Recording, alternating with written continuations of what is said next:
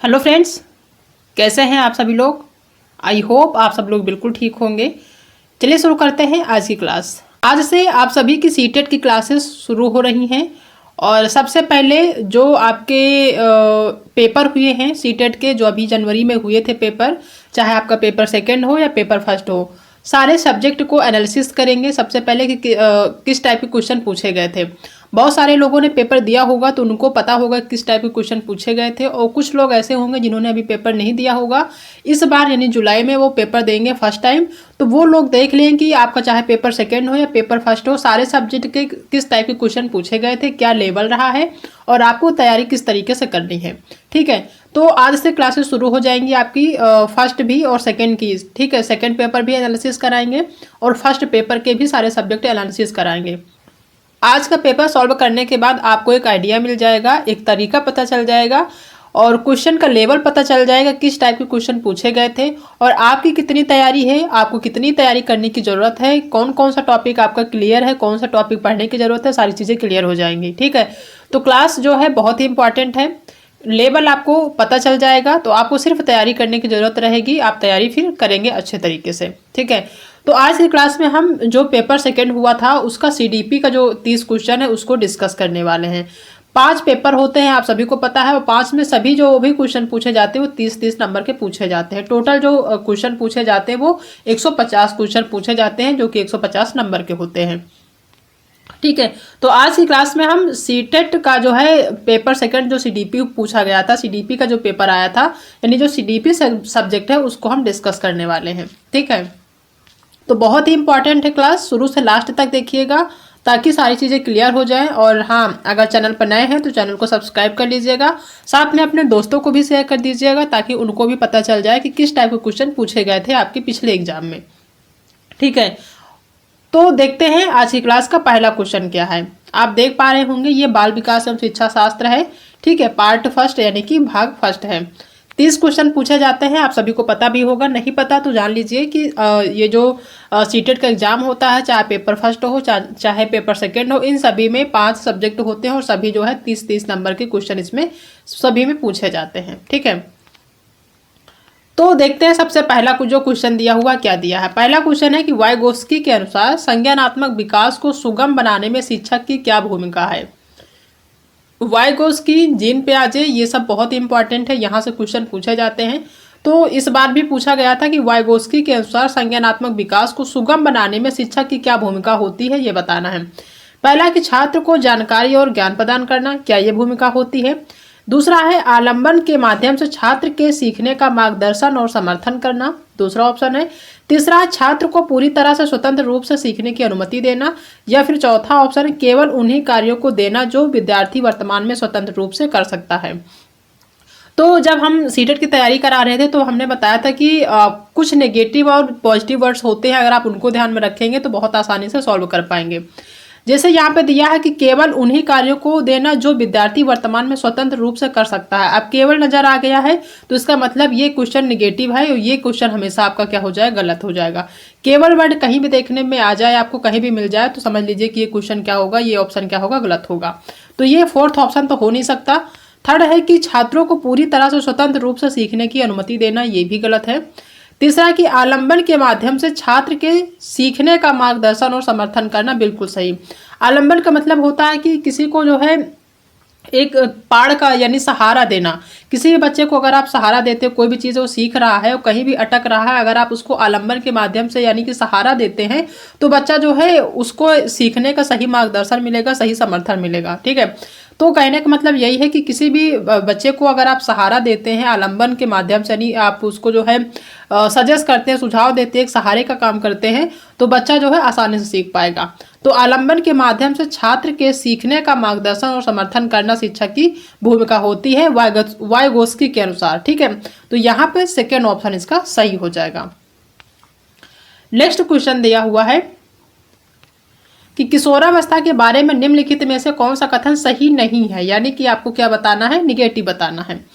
पहला ऑप्शन है कि किशोरावस्था एक सामाजिक रचना है, तो आप सभी को पता है अवस्थाएं जो होती है एक सामाजिक रचना होती हैं, तो ये पहला ऑप्शन सही है कि जो किशोरावस्था एक सामाजिक रचना है। दूसरा, किशोरावस्था को आमतौर पर यौवन को शुरू करने के लिए माना जाता है। यह एक ऐसी प्रक्रिया है जो यौन परिपक्वता और पुनरुत्पादन की क्षमता की ओर ले जाती है, तो ये भी आपका सही ऑप्शन है।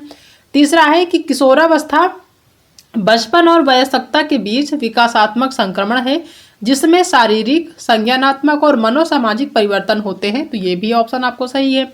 फोर्थ है कि विभिन्न संस्कृतियों के बच्चे एक समान तरीके से किशोरावस्था में प्रवेश करते हैं और इसे अनुभव करते हैं, ये ऑप्शन आपका गलत है। क्यों? क्योंकि जो भी बच्चे होते हैं वो सभी एक समान तरीके से किशोरावस्था में नहीं प्रवेश करते हैं। सबका जो तरीका होता है सभी बच्चों का अलग अलग होता है, सभी बच्चे अपने आप में डिफरेंट होते हैं, ठीक है। तो एक समान तो कह ही नहीं सकते, तो ये ऑप्शन आपका निगेटिव होगा, और निगेटिव पूछ रहा है तो निगेटिव ही आपका सही हो जाएगा। तो फोर्थ ऑप्शन आपका क्या हो जाएगा? सही हो जाएगा।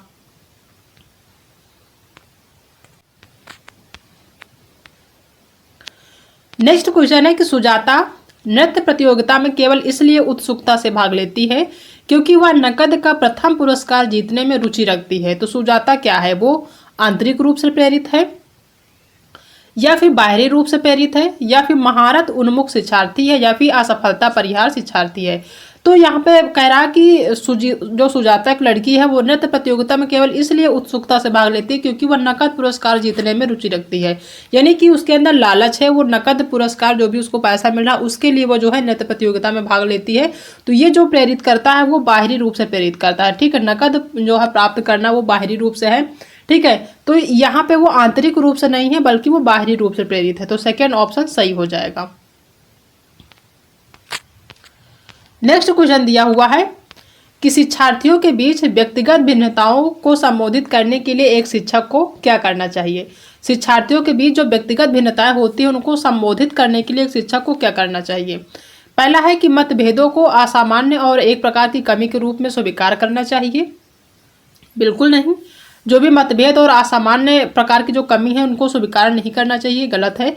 दूसरा कि व्यक्तिगत विभिन्नताओं को नज़रअंदाज करना चाहिए, ये भी नहीं करना चाहिए एक टीचर को कि जो भी उसकी भिन्नताएं उसको नज़रअंदाज कर दिया जाए।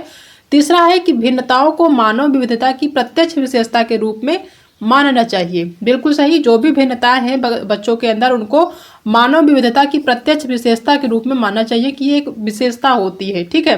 तो थर्ड ऑप्शन इसका सही हो जाएगा। फोर्थ है कि सभी शिक्षार्थियों के लिए एक अनन्य और समान पाठ्यक्रम लागू करना चाहिए, ये भी गलत है। तो थर्ड ऑप्शन ही यहाँ पे इसका सही हो जाएगा। नेक्स्ट क्वेश्चन, पियाजे का मानना था कि ज्ञान है। क्या है ज्ञान?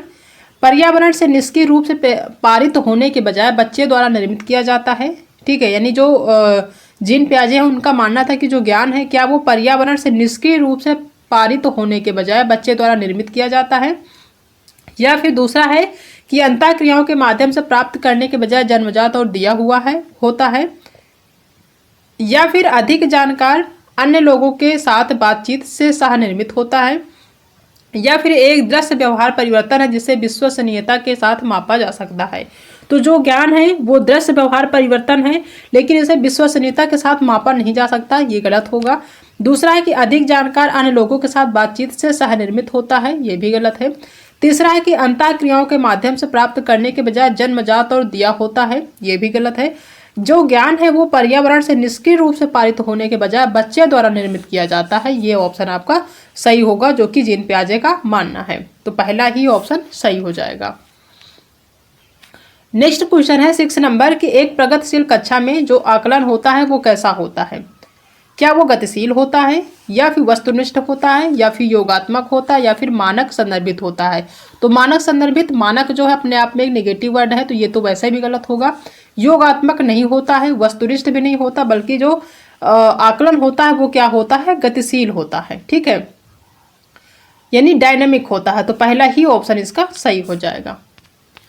नेक्स्ट क्वेश्चन है कि निम्नलिखित में से कौन सी प्रक्रिया वातावरण से प्राप्त जानकारी के अर्थ, निर्माण और इसे स्मृति में आगे संग्रहित करने के लिए आवश्यक है? कौन सी ऐसी प्रक्रिया है ये बताना है। क्या वो ध्यान देना है, या फिर क्षय होना है, यानी तोड़ देना, क्षय होना कि बर्बाद हो जाना है, खराब हो जाना, या फिर भूलना, या फिर पुनर्प्राप्ति? तो जो एक ऐसी जो है प्रक्रिया जो वातावरण से प्राप्त जानकारी के अर्थ, निर्माण और इसे स्मृति में आगे संग्रहित करने के लिए जो आवश्यक है वो है ध्यान देना, ठीक है, यानी कि अटेंशन। पहला ऑप्शन इसका सही हो जाएगा।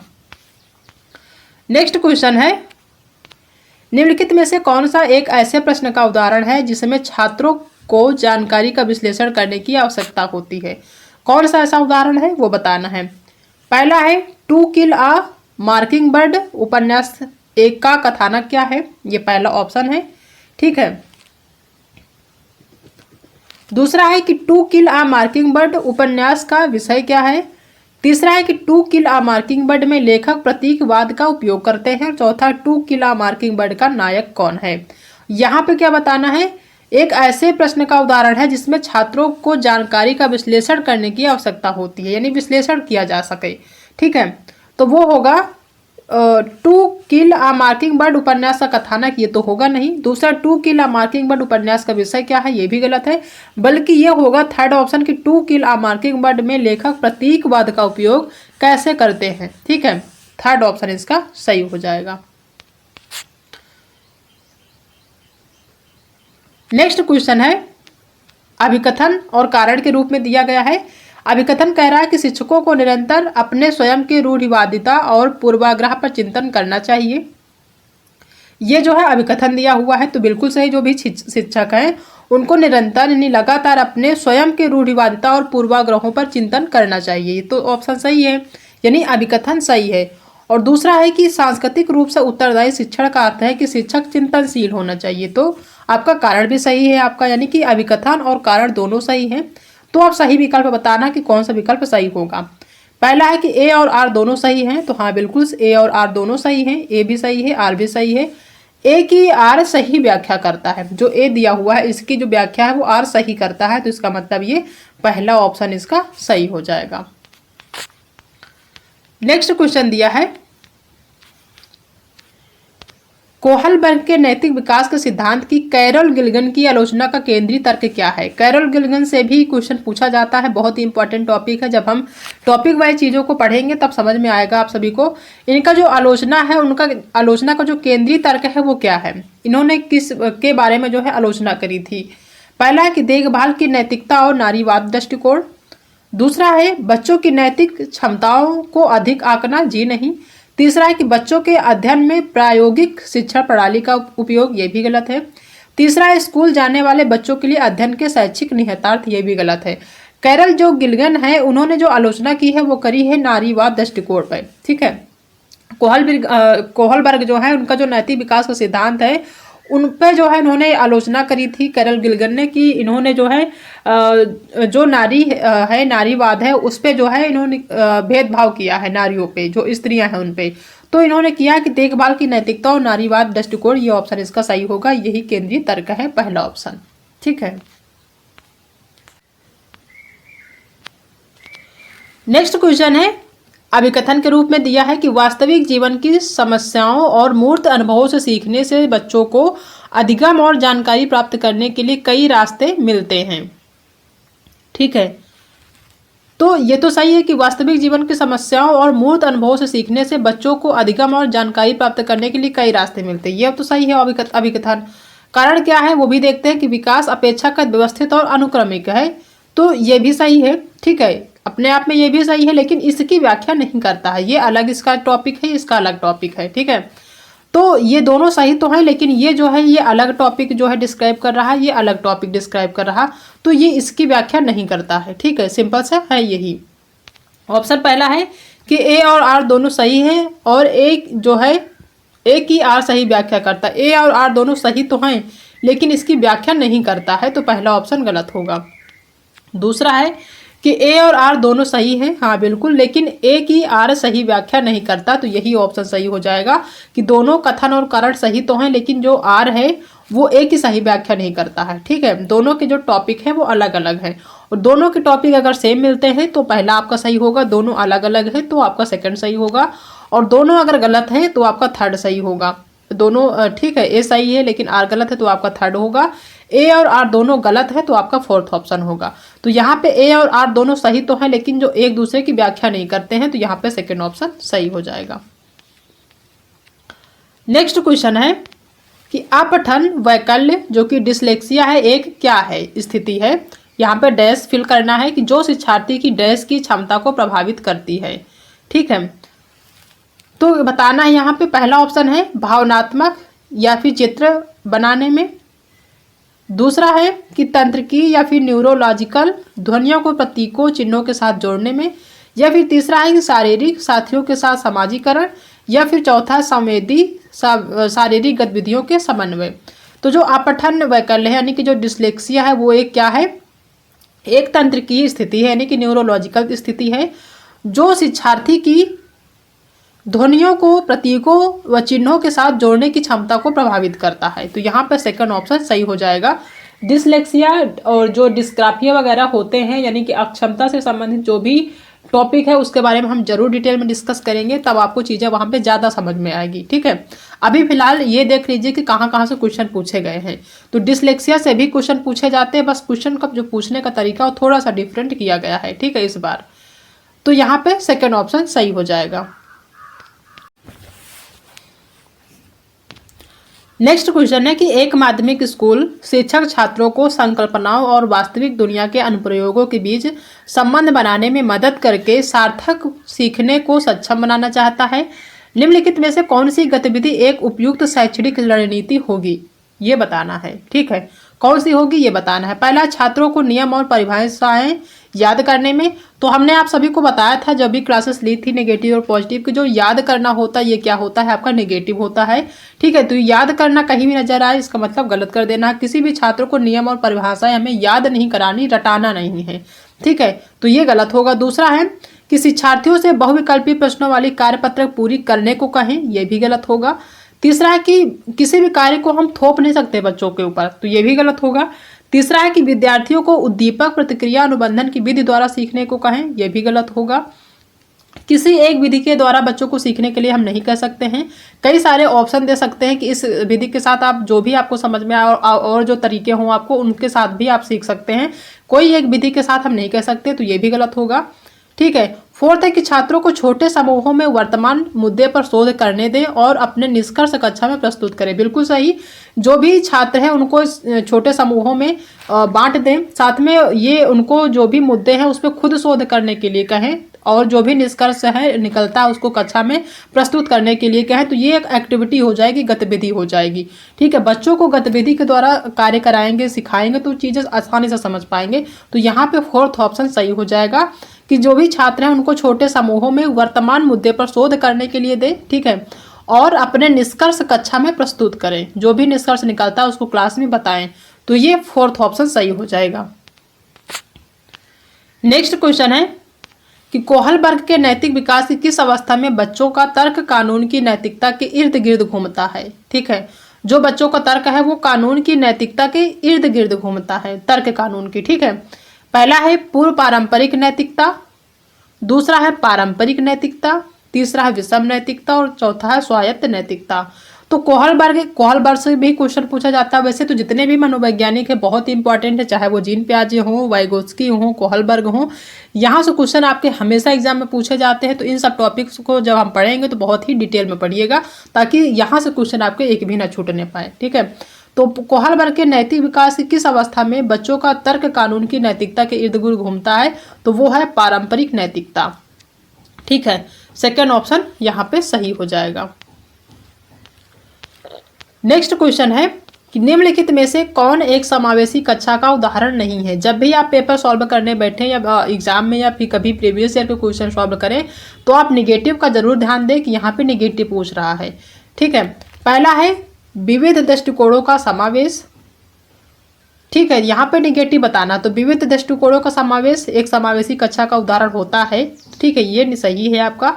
दूसरा है कि उचित समावेशन का पालन, ये भी होता है, तो ये भी सही होगा। विभेदित निर्देश देना, ये भी सही है, लेकिन प्रतिस्पर्धी लोकाचार का प्रोत्साहित करना, यानी जो भी प्रतिस्पर्धी लोकाचार चल रहे हैं स्कूल में, जो भी हमारे समाज में, उसको प्रोत्साहित करना, ये जो है समावेशी कक्षा का उदाहरण नहीं होता है।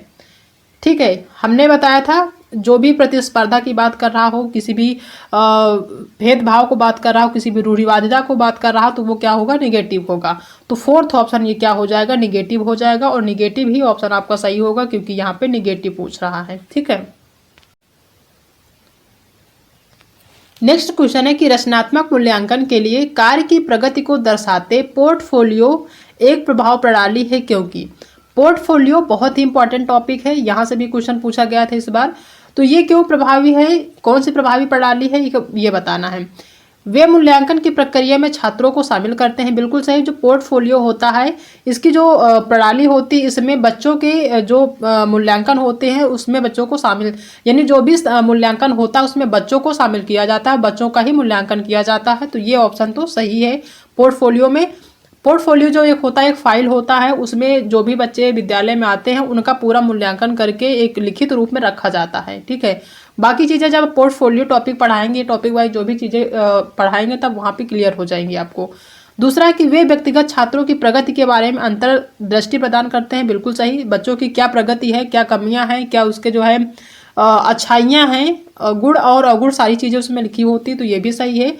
तीसरा है कि वे मुख्य रूप से अंतिम उत्पाद की प्रस्तुति पर ध्यान केंद्रित करते हैं, ये गलत होगा। किसी भी बच्चे मुख्य रूप से अंतिम उत्पाद की प्रस्तुति पर ध्यान नहीं केंद्र किया जाता, बल्कि शुरू से लेकर लास्ट तक जो भी अचीव करता है, वो जो भी चीज़ें उसमें कमियां होती, जो भी वो अचीव करता है, जो भी उपलब्धि प्राप्त करता है, उन सभी को जो है ध्यान में केंद्रित रखा जाता है, यानी ध्यान में रखा जाता है। सिर्फ मुख्य रूप से अंतिम उत्पाद की प्रस्तुति को ध्यान में नहीं रखा जाता। तो ये ऑप्शन आपका क्या हो जाएगा, गलत हो जाएगा। फोर्थ है कि वे छात्र अधिगम के ठोस सबूत पेश करते हैं, ये भी आपका सही है कि ऐसे जो छात्र होते हैं वो अधिगम के ठोस सबूत प्राप्त या सबूत पेश करते हैं, ठीक है। वे छात्र अधिगम के ठोस सबूत पेश करते हैं, तो ये भी ऑप्शन क्या हो जाएगा, सही हो जाएगा। तो यहाँ पे ए, बी और डी ऑप्शन आपका यहाँ पे सही है। तो ए, बी, डी कहाँ पे है, यहाँ नहीं है, यहाँ नहीं है, ए, बी, डी यहाँ का फोर्थ ऑप्शन सही हो जाएगा, ठीक है। नेक्स्ट क्वेश्चन है कि निम्न में से कौन सा एक महारत लक्ष्य अभिविन्यास का वर्णन करता है। महारत लक्ष्य अभिविन्यास का वर्णन करता है, ये बताना है। पहला है दूसरों के साथ प्रतिस्पर्धा करने के लिए एक निश्चित स्तर के प्रदर्शन को प्राप्त करने पर ध्यान देना, बिल्कुल नहीं। स्पर्धा हो और साथ में उसको आप ध्यान दें, तो ये गलत होगा। दूसरा है किसी कार्य के लिए अपनी कौशल और समझ को सुधारने पर ध्यान देना, बिल्कुल सही। कोई भी कार्य कर रहे हैं तो उसमें आपकी क्या कौशलता है, यानी आपकी क्या कुशलता है, आपकी क्या कौशल है, उसको समझने और उस पर सुधारने पर जो है ध्यान देना चाहिए, तो ये ऑप्शन सही होगा। तीसरा है कि बाहरी पुरस्कार प्राप्त करने के लिए उच्च ग्रेड प्राप्त करने पर ध्यान देना, ये भी आपका निगेटिव होता है, उच्च ग्रेड प्राप्त करना, ये भी गलत है। अपमान के डर से, असफलता या सजा से बचने पर ध्यान देना, बचने पर ध्यान देना, इसका मतलब भी ये गलत है। तो सी ऑप्शन यानी सेकेंड ऑप्शन आपका सही हो जाएगा। नेक्स्ट क्वेश्चन है कि निम्नलिखित में से कौन प्रगतिशील शिक्षा में शिक्षक की भूमिका का सबसे अच्छा वर्णन करता है। कौन सा प्रगतिशील शिक्षा में शिक्षक की भूमिका का सबसे अच्छा वर्णन करता है, यानी कोई भी टीचर है उसकी भूमिका का जो सबसे अच्छा वर्णन करता है प्रगतिशील कक्षा में, ये बताना है। पहला है कि शिक्षक कक्षा में ज्ञान और प्राधिकार का प्राथमिक द्योतक है या प्राथमिक स्रोत है, तो ये गलत है। सिर्फ शिक्षा की प्राथमिक स्रोत नहीं होता है ज्ञान और प्राधिकार के लिए, तो ये गलत है। दूसरा है कि शिक्षक बच्चों को प्रयोग करने के लिए विविध सामग्री प्रदान करता है, बिल्कुल सही। और आवश्यकता पड़ने पे आलम्बन प्रदान करता है, आलम्बन का मतलब कि उसको सहारा देता है, ठीक है, एक पाड़ का काम करता है। तो आप सभी को पता है कि अगर आप विद्यालय में पढ़ रहे हैं, आपकी कोई भी कमी है, कहीं भी अटक रहे हैं, तो जो आलम्बन या सहारे का काम करता है वो एक टीचर ही होता है, तो ये ऑप्शन सही होगा। तीसरा है कि शिक्षक पाठ्यक्रम मानकों का कड़ाई से पालन सुनिश्चित करने के लिए जिम्मेदार है, जी नहीं। तीसरा है कि शिक्षक बच्चों को स्वतंत्र रूप से सीखने देता और उनके सीखने में हस्तक्षेप नहीं करता है, ये भी गलत है। यहाँ पे जो सही होगा वो सेकेंड ऑप्शन ही आपका सही हो जाएगा, ठीक है। नेक्स्ट क्वेश्चन है 19 नंबर कि पाठ्यपुस्तकों और मीडिया में विभिन्न जेंडर का प्रतिनिधित्व कितना और किस तरीके से किया जाता है, जैसे महत्वपूर्ण प्रश्न पूछने से किसको प्रोत्साहन मिलेगा। किसको मिलेगा, जेंडर रूढ़ियों पर सवाल उठाना, बिल्कुल सही। दूसरा है कि जेंडर स्थिरता को मजबूत करना, जी नहीं। तीसरा जेंडर पहचान को मजबूत करना और जेंडर भूमिकाओं की नम्यता को हतोत्साहित करना, ये भी गलत होगा। पाठ्यपुस्तकों और मीडिया के विभिन्न जो जेंडर का प्रतिनिधित्व कितना और किस तरीके से किया जाता है, अगर आप ऐसे प्रश्न जो है पूछते हैं तो किसको प्रोत्साहन मिल रहा है, जेंडर रूढ़ियों पर सवाल उठाना इसको प्रोत्साहित कर रहा है, जेंडर रूढ़िवादिता पे, ठीक है। तो फर्स्ट ऑप्शन इसका सही हो जाएगा। नेक्स्ट क्वेश्चन है कि जीन पियाजे के अनुसार चिन्हों के लिए चिन्हों का प्रयोग करने की क्षमता, जैसे कि अक्षर एक्स को अज्ञात अंक के लिए मानने की क्षमता डैश के दौरान विकसित होती है और विद्यार्थियों को डैश सीखने में सक्षम बनाती है।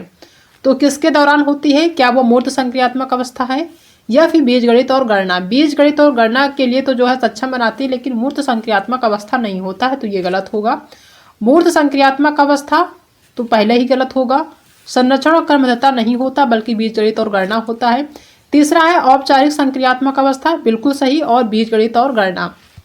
तो थर्ड ऑप्शन सही हो जाएगा कि जो जीन पियाजे हैं उनके अनुसार चिन्हों के लिए चिन्हों का प्रयोग करने की जो क्षमता होती है, जैसे जो एक्स वर्ड होता है उसको अज्ञात अंक के लिए मानने की क्षमता जो होती है वो औपचारिक संक्रियात्मक अवस्था के दौरान विकसित होती है और विद्यार्थियों को बीजगणित और गणना सीखने में सक्षम बनाती है। आप सभी जब मैथ सॉल्व कर रहे होते हैं तो किसी भी चीज़ को अगर कोई भी अंक वहाँ पे अज्ञात है तो उसको मानने के लिए एक्स का यूज करते हैं, एक्स वर्ड का, तो वही है। ठीक है, तो यहाँ पे थर्ड ऑप्शन सही हो जाएगा। नेक्स्ट क्वेश्चन है कि आलोक निम्नलिखित व्यवहार दिखाता है। पढ़ते समय सिर को अजीब स्थिति में पकड़ना, ठीक है, यानी जो आलोक है बच्चा है वो कई तरीके के व्यवहार जो है दिखाता है, जैसे कि पढ़ते समय सिर को अजीब स्थिति में पकड़ना, आँख को बार बार मूंदना और रगड़ना, आँखों की लाली यानी सूजन, अक्षर पहचान में भ्रमित होना। यह किसके संभावित लक्षण हो सकते हैं? कोई भी बच्चा इस तरीके के जो एक्टिविटी करता है तो वो किसके लक्षण हो सकते हैं ये बताना है। क्या वो दृष्टि संबंधी समस्या है? तो बिल्कुल सही। दूसरा कि भाषा की समझ की समस्या, नहीं। तीसरा है स्वलीनता विकार, जी नहीं। और संचार संबंधी विकार। अगर कोई भी बच्चा है पढ़ते समय सिर को अजीब स्थिति में पकड़ता है, ठीक है, या फिर आंखों को बार बार मूंदता है या रगड़ता है और उसकी आंख में लाली है, सूजन है और किसी भी अक्षर को पहचान नहीं पा रहा है, उसमें कंफ्यूज है, तो उसका मतलब कि उसको दृष्टि संबंधी समस्याएं हैं, वो देख नहीं पा रहा चीज़ों को। ठीक है, तो पहला ही ऑप्शन यहाँ पे सही हो जाएगा। नेक्स्ट क्वेश्चन है अभिकथन और कारण से 2 से 3 क्वेश्चन हो गए। आप सभी ने देखा कि यहाँ इस अब जो है एग्जाम में इस टाइप के क्वेश्चन पूछे जाने लगे हैं, तो इसको ध्यान से देखना है।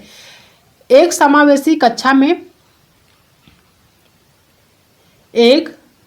समावेशी कक्षा में सीखने के लक्ष्यों शैक्षिक रणनीतियों के साथ साथ आकलन में अनुकूलन किया जाना चाहिए, बिल्कुल सही है। अगर एक समावेशी कक्षा है तो उसमें सीखने के जो भी लक्ष्य हैं उनको और जो शैक्षिक रणनीतियां हैं उनके साथ साथ आकलन में अनुकूलन किया जाना चाहिए, ये ऑप्शन सही है। दूसरा है कि समावेशन का दर्शन शैक्षणिक दृष्टिकोण और मूल्यांकन के माध्यम से सभी व्यक्तिगत मतभेदों को समाप्त करने की वकालत करता है, जी नहीं, ये वकालत नहीं करता है। तो पहला ऑप्शन सही है और दूसरा आपका गलत है। तो ए और आर दोनों सही है और ए की आर सही व्याख्या करता है, ये गलत है। ए और आर दोनों सही है तो दोनों सही तो है नहीं, एक ही सही है। ए सही है लेकिन आर गलत है, तो यहाँ पे जो सही ऑप्शन होगा वो ये होगा कि ए जो है सही है लेकिन आर गलत है। ठीक है, तो यह ए सही हमने बताया और आर गलत है, तो थर्ड ऑप्शन सही हो जाएगा। नेक्स्ट क्वेश्चन है कि लेव वाइगोस्की के अनुसार बच्चे डैश के साथ अंतःक्रिया के अनुभव से लाभान्वित होते हैं और उन कार्यों को कर पाते हैं जो उनके समीप दूराभिमुख विकास के क्षेत्र डैश हैं। ठीक है, कैसे हैं? क्या वो अधिक जानकार और अन्य हैं? यानी यहाँ पे जो लेव वाइगोस्की के अनुसार जो क्या बच्चे जो अधिक जानकार हैं, ठीक है, यानी कि अधिक जानकार के साथ साथ अंतःक्रिया के अनुभव से लाभान्वित होते हैं और उन कार्यों को कर पाते हैं जो उनके समीप दूराभिमुख विकास के क्षेत्र के अंदर हैं। यहाँ पे जो यहाँ पे स्पेस है उसको फिल करना है। तो क्या पहला ऑप्शन होगा अधिक जानकार अन्य या फिर अंदर, या फिर अधिक जानकार अन्य या फिर बस बाहर, या भौतिक वातावरण अंदर या फिर भौतिक वातावरण बस बाहर? ये गलत होगा। यहाँ पे आपका अधिक जानकार अन्य और अंदर पहला ऑप्शन सही हो जाएगा। ठीक है, नेक्स्ट क्वेश्चन है कि एक शिक्षिका ने नोटिस किया कि उसका एक छात्र अत्यधिक विचलित है और उसे कक्षा के दौरान ध्यान देने में परेशानी होती है। निम्नलिखित में से कौन सी रणनीति छात्र को केंद्रित रखने या रहने में मदद करने के लिए प्रभावी रणनीति होगी? कौन सी होगी ये बताना है। छात्र को कक्षा के दौरान बार बार करने के लिए कार्य देना। दूसरा है कि छात्र को सख्ती से अपना अवधान अवधि बढ़ाने के लिए कहना, या फिर स्वनियमन और समय प्रबंधन के लिए छात्र को टाइमर देना। बिल्कुल सही। यहाँ पे जो सही ऑप्शन होगा थर्ड होगा कि खुद का जो है आकलन करने के लिए खुद का नियमन यानी खुद कुछ नियम बनाने के लिए अपने आप अप्लाई करने के लिए समय प्रबंधन के लिए छात्र को टाइमर देना। ठीक है, एक टाइम के अंतर्गत उनको सारी चीज़ें करनी है, एक टाइम के अंदर रह के। ठीक है, तो थर्ड ऑप्शन यहाँ पे सही हो जाएगा। नेक्स्ट क्वेश्चन है अभिकथन और कारण के लिए। इसको देखेंगे कि छात्रों के अच्छा प्रदर्शन करने और स्कूल में बने रहने की अधिक संभावना है यदि उनको अपने स्कूल से भावनात्मक लगाव है और वे मानते हैं कि उनका होना मायने रखता है। छात्रों के अच्छा प्रदर्शन करने और स्कूल में बने रहने की अधिक संभावना है यदि उनको अपने स्कूल से भावनात्मक लगाव है और वे मानते हैं कि उनका होना मायने रखता है। ये आपका कथन है, तो कथन तो आपका सही है। दूसरा है कि भावनाएं सीखने में महत्वपूर्ण भूमिका निभाती हैं, तो ये भी सही है। दोनों एक दूसरे से क्या करते हैं, कनेक्ट करते हैं। तो ए और आर दोनों सही है और जो आर है ये इसकी व्याख्या भी करता है। तो ए और आर दोनों सही है, ए की आर सही व्याख्या करता है, तो ये भी ऑप्शन पहला ही सही हो जाएगा। नेक्स्ट क्वेश्चन है कि निम्नलिखित में से कौन सा संरचनावादी अधिगम सिद्धांत का मूल सिद्धांत है। निम्नलिखित में से कौन सा संरचनावादी अधिगम सिद्धांत का मूल सिद्धांत है, ये बताना है। पहला है शिक्षकों के छात्रों का प्रत्यक्ष निर्देश और स्पष्ट मार्गदर्शन प्रदान करना चाहिए। शिक्षकों को छात्रों का प्रत्यक्ष निर्देश और स्पष्ट मार्गदर्शन प्रदान करना चाहिए। या फिर अधिगम तब होता है जब छात्रों को शिक्षकों से सही उत्तर और प्रतिपुष्टि मिलती है। या फिर छात्र अपने पर्यावरण के साथ सक्रिय संलग्नता के माध्यम से अपने ज्ञान का निर्माण करते हैं। तो जो सही है मूल सिद्धांत वो थर्ड ऑप्शन हो जाएगा कि जो छात्र हैं वो अपने पर्यावरण के साथ सक्रिय संलग्नता के माध्यम से अपने ज्ञान का निर्माण करते हैं। बिल्कुल सही है। जो छात्र जो भी छात्र पढ़ रहे होते हैं उनके घर का जो एटमॉस्फेयर होता है, उनके आसपास का जो एटमॉस्फेयर होता है, वहीं से सीखते हैं चीज़ों को, वहीं से सारी चीज़ें सीख के जो है अपने ज्ञान का निर्माण करते हैं। ये आप सभी को पता है। जैसा माहौल होता है उसके अकॉर्डिंग वो सीखते हैं और वैसा ही सीखने का उनका एक तरीका होता है। तो थर्ड ऑप्शन सही हो जाएगा। नेक्स्ट क्वेश्चन है अभिकथन। अभिकथन से संबंधित आपने देखा होगा कि 4 से 5 क्वेश्चन टोटल पूछे गए हैं, तो इनको जब हम टॉपिक डिस्कस करेंगे तो बहुत ही ध्यान से देखना है। ठीक है, अभिकथन दिया है कि एक बच्चा किसी कार्य को करने में जितना कम सक्षम होता है शिक्षकों को उतनी ही अधिक संकेत व इशारे देनी चाहिए और जैसे जैसे बच्चा अधिक से अधिक कर सकता है शिक्षक को कम से कम मदद करनी चाहिए। बिल्कुल सही कि एक बच्चा जो है किसी भी कार्य करने में अगर वो कम सक्षम है तो जो शिक्षक होते हैं उनको उतने ही संकेत और इशारे देने चाहिए। ठीक है, ज़्यादा से ज़्यादा उनको जो है सहारा देना चाहिए, संकेत देने चाहिए, इशारे देना चाहिए ताकि उनका मनोबल बढ़े बच्चे का। और जैसे जैसे बच्चा अधिक से अधिक कर सकता है, जब बच्चे में ज्ञान आ जाए और चीज़ों को सारी चीज़ें करने लगे तब जो है शिक्षक को कम से कम मदद करनी चाहिए। तो पहला तो ऑप्शन सही है। ठीक है, दूसरा है कि बुद्धि को बुद्धि लब्धि की गणना करके सटीक रूप से नहीं मापा जा सकता, तो ये भी इसका सही है। लेकिन ये दोनों सही तो हैं, लेकिन जो ये आर है ये एक ही सही व्याख्या नहीं करता, ये अलग टॉपिक की बात कर रहा और ये अलग टॉपिक की बात कर रहा। ठीक है, तो पहला तो होगा नहीं। दूसरा है कि ए और आर दोनों सही हैं, हाँ बिल्कुल सही है, लेकिन ए की आर सही व्याख्या नहीं करता है, तो सेकेंड ऑप्शन यहाँ पे सही हो जाएगा। नेक्स्ट क्वेश्चन है निम्नलिखित में से कौन सा समाजीकरण की प्रक्रिया की विशेषताएं हैं। समाजीकरण की प्रक्रिया की विशेषताएं कौन कौन सी है ये बताना है। ठीक है, पहला है यह एक रेखीय प्रणाली है। जो समाजीकरण की प्रक्रिया है उसकी विशेषता बताना है कि जो समाजीकरण क्या एक रेखीय प्रणाली है, तो ये रेखीय प्रणाली तो है नहीं। ठीक है, दूसरा है कि यह एक जटिल प्रक्रिया है, ये ऑप्शन सही है। जो समाजीकरण है ये एक जटिल प्रक्रिया है।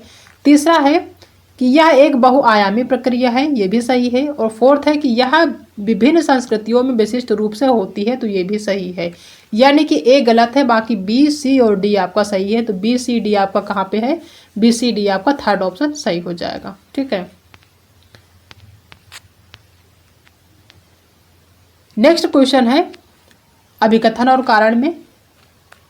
अभिकथन दिया है कि वह कोई उद्देश्यात्मक निश्चित क्षण नहीं होता जब कोई बच्चा मध्य बाल्यावस्था या किशोरावस्था में प्रवेश करता है, तो बिल्कुल सही है। वह कोई उद्देश्यात्मक या निश्चित क्षण नहीं होता जब कोई बच्चा मध्य बाल्यावस्था व किशोरावस्था में प्रवेश करता है। ये सही है। दूसरा है कि विकास प्रकृति में निरंतर होता रहता है। विकास जो है प्रकृति में निरंतर होता रहता है। तो ये ऑप्शन दोनों तो सही है, ठीक है, यानी ए भी सही है, आर भी सही है। और अगर बात करी जाए व्याख्या की तो सही व्याख्या करता है, ठीक है, ये भी यहाँ भी विकास की ही बात हो रही है एक तरीके से। तो ए और आर दोनों सही है। ए जो है आर की सही व्याख्या करता है, तो पहला ही ऑप्शन सही हो जाएगा।